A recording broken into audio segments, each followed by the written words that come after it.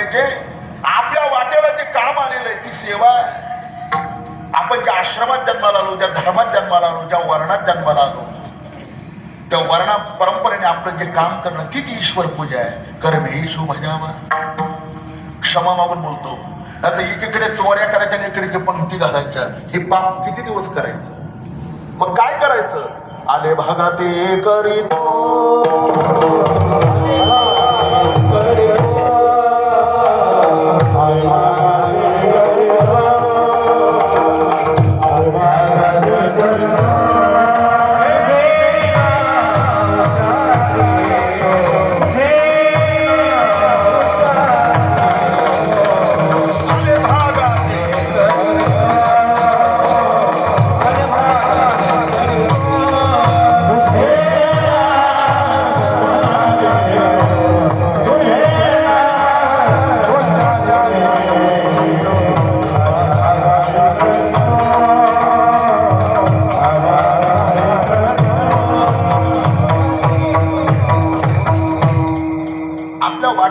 काम ते प्रामाणिकपणाने करा.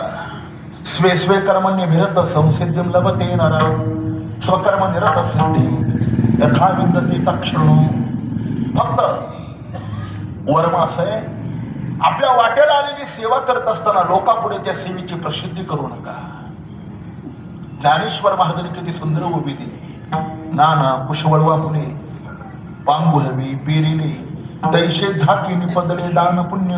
माझ्या शेत आपण सगळे शेतकरी पावारीने पुढे पेरतो, मग रासनिक करून बी झाकून टाकतो.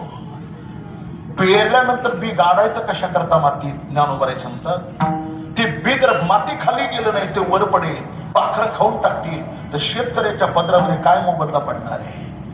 तसं दिवसभर माझी पंगत माझी पंगत माझी पंगत नुसता छातीवर हाणत सांगत बसला.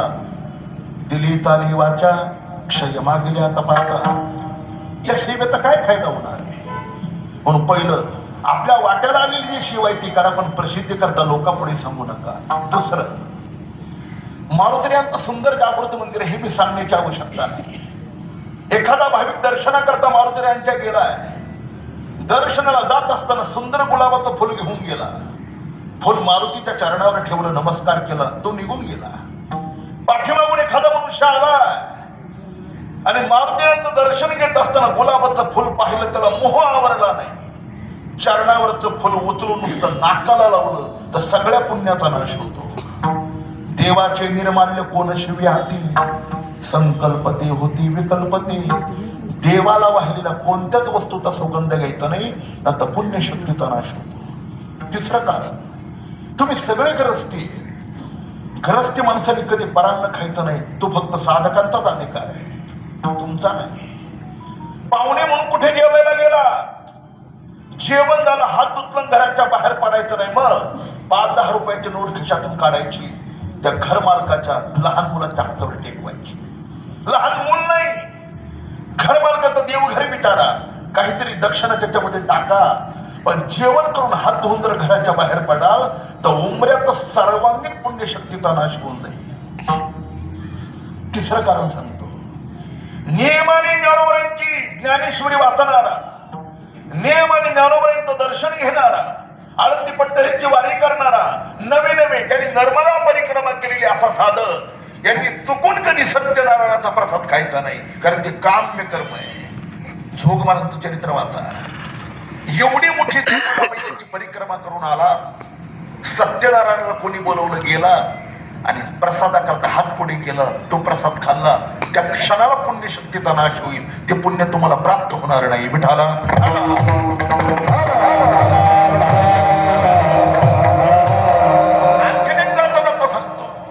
शक्यतो उंबराच्या झाडाखाली बसायचं नाही, त्याला भगवान नरसिंहाचा आशीर्वाद आहे. तुम्ही म्हणाल पण आम्हाला गुरुचरित्राचं पारायण त्याच्यात खाली करायचंय, त्याच्याकरता एक सवलत आहे. गुरुचरित्र पारायण करण्याच्या अगोदर एक माळ नरहरी नरहरी नरहरी नरहरी नरहरी या नामाचा जप करा आणि मगच त्याच्या खाली बसा. पण ऊन खूप लागतंय, सावलीला बसायला दुसरं झाड नाही. सुंदर उंबराची सावली पडली, ओटा चांगला आहे, पण सावलीला बसण्याकरता जर जात बसणं बाजूला जाईल, पण सगळं पुण्य तिथंच नाहीसं होईल, तुमच्या पदरात काही राहणार नाही. आणखीन जाता जाता एक सांगतो, सांगायचं काम माझं, परिपालन करा अथवा नका करू ती तुमची जबाबदारी, पण सांगण्याची माझी जबाबदारी. म्हणून मी ज्ञानोबरायांचा निरोप आपल्यापर्यंत पोहोचवतोय. वचनाची परिपूर्तता होत नसेल तर वचन देत बसू नका. संकल्प पूर्ण होण्याजोगा नसेल तर करू नका. घडी घडी कोणालाही आशीर्वाद देऊ नका. आणि कोणी मेल्यानंतर कोणाच्याही वर्ष श्राद्धाला हातात माईक आला म्हणून भाषण ठोकू नका.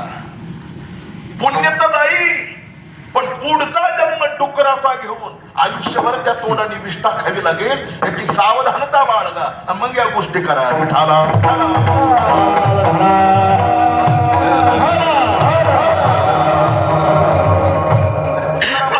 होते का माझ्या मुखावाटा नयो हे वचन, वाढो हे संतान द्रव्य कोण, ठोकाचा व्यवहार पतन दुःखाची, दोन्ही मुळे त्या शेतीची झाली. घडी घडी आशीर्वाद द्यायचा नाही. नाथ महाराजांच्या आजोबांनी बंधुमानी भानुदास महाराजांनी एकदा आशीर्वाद दिला तर जीवनातल्या सगळ्या भक्ती पुण्याचा नाश झाला. इथं कीर्तनकार दिवसातून 3-3 लग्नाला आशीर्वाद देतात, त्याच्या पुण्याचं काय होत असेल. विठ्ठला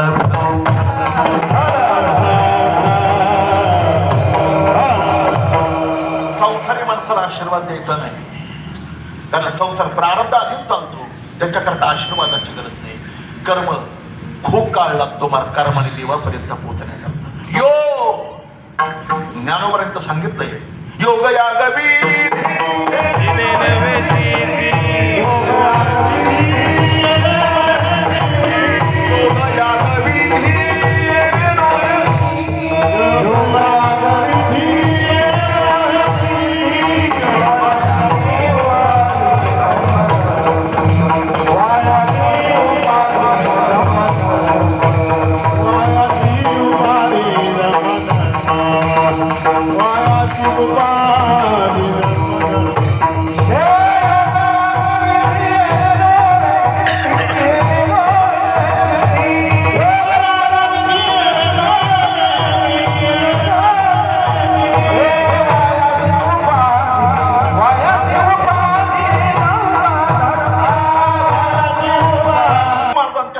माझ्या पाठाचा विद्यार्थी होता.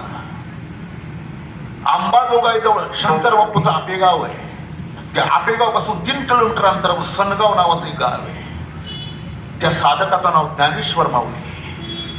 सूर्यनमस्कार बैठका काढण्याची सवय होती.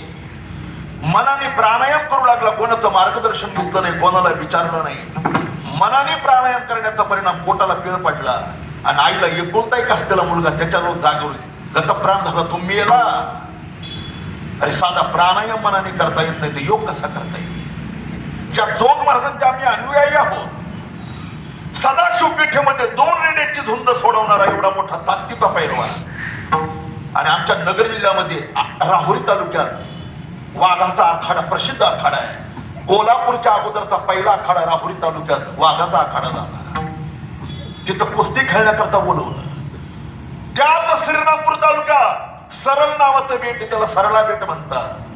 महर्षी चांगले म्हणतात दुसरा अवतार झाला योगीराज गंगाधर महाराज. तिथे जोग महाराजांना कुस्तीला बोलवलं. 14 पैलवान जोग महाराजांनी एका दमात चित केले तर पंजाबच्या पैलवानाने पुन्हा हाताला हात दिला नाही. तो घाबरला. जोग महाराज विजयी झाले.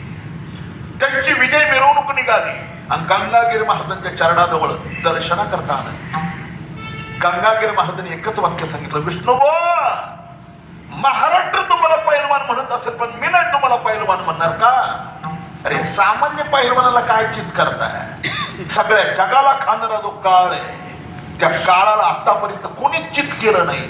त्याला जर तुम्ही चित केलं तर मी तुम्हाला खरा पैलवान समजेल. एवढ्या वाक्यावर जोग महाराजांनी कुस्ती सोडवली. गंगागिरी महाराजांच्या सरला बेटावर योग साधना करू लागली.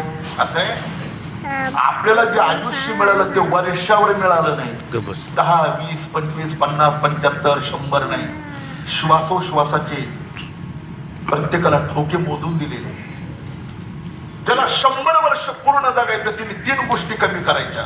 कमी बोलायचं, कमी झोपायचं आणि कमी खायचं.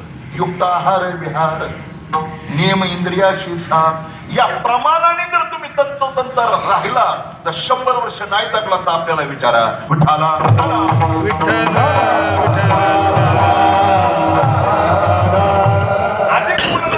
अधिक जेवण येतो आणि अधिक झोपण्यात श्वासोश्वास अत्यंत जास्त खर्च होता. चांदेव महाराज 1400 वर्ष राहिले ना, ते या तत्वावर राहिले महाराज. त्यांनी श्वासोश्वास खर्चच केले नाही. प्राणायाम साधल्यानंतर श्वासोश्वास रोखून ठरता येतो. ते जोग महाराजांना जमलं नाही. त्यांच्याकडून साधना चुकली. नाडीचे ठोके अधिक गतीने पडू लागले. रात्रीच्या वेळेला गंगागिरी महाराजांना उठवून प्रार्थना केली, महाराज तुमचं ऐकून मी योग साधनेमध्ये प्रवृत्त झालो, पण माझ्याकडून ही साधना जमणार नाही. मला जाणवतंय माझ्या श्वासोश्वासाचे ठोके जलद गतीने वाढताय, मी मरणार आहे. गंगागिरी महाराजांनी सांगितलं चिंता करू नका. रात्रीच्या वेळेला एक पत्र लिहिलं, आळंदीला जा, ज्ञानोबरांच्या संजीवन समाधीवर हे पत्र ठेवा. गंगागिरी महाराजांनी पत्र दिले म्हणून त्यांना सांगा पुढची जबाबदारी ज्ञानोबराई घेतली. टांगा पकडला आणि श्रीरामपूरवरून आळंदीला आले. पहाड झाली, इंद्राणीचं स्नान केलं, ज्ञानोबरांच्या संजीवन समाधीवर आले. गंगागिरी महाराजांचं पत्र चरणावर ठेवलं. आई, हे गंगागिरी महाराजांचं पत्र आहे, उरले ते हरी तुम्हा समर्पण.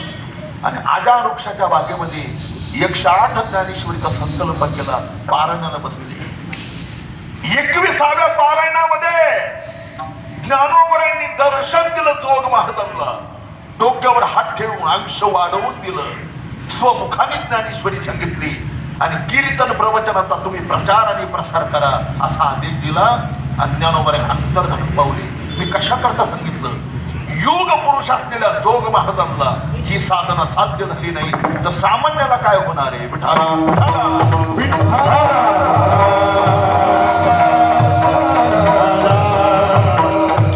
शरीर शोषण प्राण निरोधन मनजो याटो योग, अशा कठीण अशा प्रकारची साधना आहे. त्याच्या पुढचे ब्रह्मज्ञान. जयराम बाबा काय म्हणायचे माहिती, टाळूला घामीपर्यंत तिखट खायचं ना, हरिपाठ पाठ होत नाही. कसा होईल पाठ? असा पाठ होत नाही. लिंबू खाऊन कांदा खाऊन ज्ञानेश्वरी पाठ होत नाही महाराज. त्याला मधुकरीचे अन्न परम पवित्र, ते निष्पाप करी साधता. इथं राहून मधुकरी मागितली नाही त्याला कदापि ज्ञानेश्वरी पाठ होणार नाही. ही लिहून ठेवा. विठाला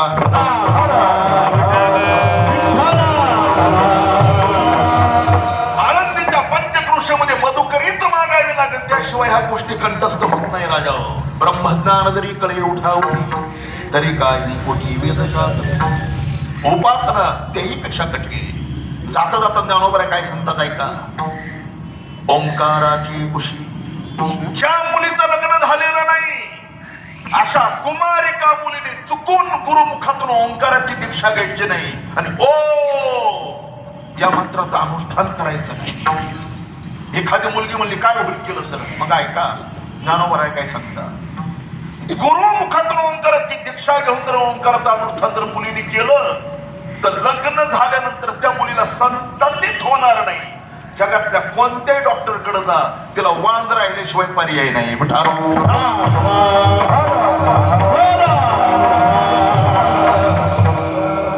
दुसरे जाता जाता सांगतो, गोदावरी सारखं तीर्थ नाही, एकादशी सारखं व्रत नाही, द्वादशी सारखा पर्वकाळ नाही, न मातु परदैवतम.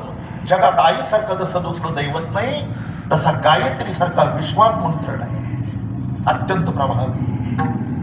आम्ही करपात्रीचे आमच्या डोळ्यांनी पाहिले. परमपूज्य गुरुवर रामकृष्ण भाऊ येडीशेकरांच्या मठात त्यांचं भागवत होतं.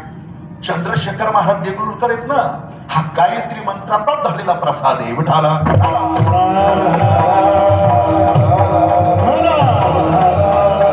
फार मोठे इतिहास सांगत बसतो, त्याच्यात वेळ जाईल. करपात्रीची भागवत करायची. भागवताच्या शेवटच्या दिवशी इंद्रायणीचं तीर्थ त्यांच्या हातात असायचं. या परिसरात आल्यावर त्याच्यावर गायत्रीचं प्रोक्षित पाणी करायचे. वेळ लागलेली माणसं, पिशाच्य लागलेली माणसं आणि दुर्दार आजाराने त्रस्त झालेली माणसं त्यांच्या भागवतात आणून लोक ठेवायची. 7 दिवसाचं भागवत झालं. गायत्रीने संकल्पित पाणी जर एखाद्या वेड्या माणसावर शिंपडलं तर वेडी माणसं शहाणी होऊन घरी जात होती. ही गायत्रीची ताकद आहे.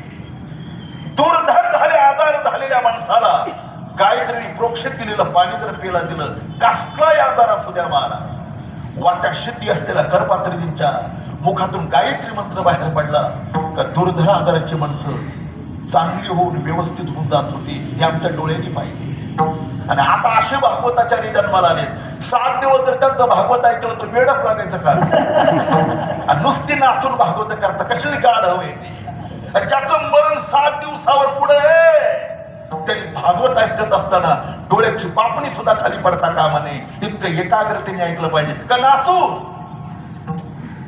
वारकरी संप्रदायाची साधना भागवत मरायचं कसं शिकवतंय. मग राजा परीक्षितीला काय बसल्या बसल्या मोदा की आपल्याला 7व्या दिवशी मारायचंय, तसं त्याला तक्षक सर्प दंश करून त्याला ठार मारलं, तसं एक दिवस काळ रूपी सर्प आपल्याला येणार आहे आणि दंश करून आपल्याला ठार मारणार आहे. मग आपल्याला मरायचंय ना, मग भागवत ऐकताना कसं ऐकलं पाहिजे. 5 दिवस झाले शुकाचार्य भागवत सांगत होती परीक्षितीला, डोळ्याची पापणी खाली पडली नाही परीक्षितीची. 5व्या दिवशी शुकाचार्याला दया आली, राजा अरे मी साधू आहे, वनवासी आहे, मला उपवासी राहण्याची सवय, अनुष्ठान करण्याची सवय, निराहार राहण्याची सवय, पण तू राजा 5 दिवस झाले तू मांडी मोडली नाही, तुला तहान आणि भूक लागली नाही. परीक्षितीचे उद्गार, गुरुदेव पिबत भागवतर समालय, तुमच्या मुखारवृंदातून मी श्रीमद भागवत ऐकण्याचा परिणाम ना ठेवी गहदा तहान पळाली भूक. असं भागवत ऐकावं लागतं का? नाचून मजा मिळेल, नाचून पादरात काय पडेल विठाला. म्हणून